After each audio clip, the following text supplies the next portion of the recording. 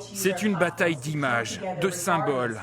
Hier, des stars du tennis ont posté cette vidéo devenue virale. Aujourd'hui, on pose les raquettes et on lève les mains. Les sportifs du monde entier, les uns après les autres, se mobilisent pour dire non au racisme, comme le Français Joe Wilfried Tsonga. J'ai été régulièrement confronté au racisme, dès ma plus tendre enfance d'ailleurs. Et c'est vrai que ça, c'était un peu la tragédie de trop, et ça me donne envie de parler plus fort, de crier ma peine. Hier, après Kylian Mbappé, c'est le champion du monde Paul Pogba qui s'est exprimé. Je ressens de la colère, de la pitié, de la haine, indignation, douleur et tristesse.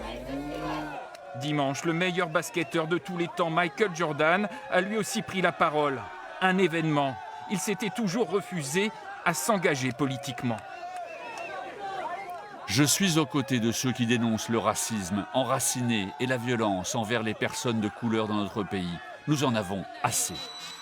Le monde sportif d'un côté, des artistes de l'autre, comme la chanteuse Beyoncé qui a envoyé ce message pour interpeller ses 145 millions d'abonnés.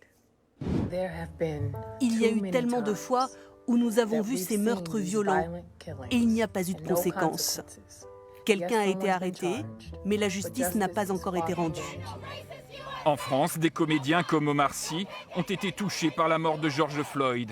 Il a posté cet écran noir avec ce slogan « Blackout Tuesday », un appel venu des États-Unis pour faire une pause dans l'industrie du spectacle. Un mouvement pour faire réfléchir et rejoindre les centaines de milliers d'Américains qui défilent chaque jour dans tout le pays.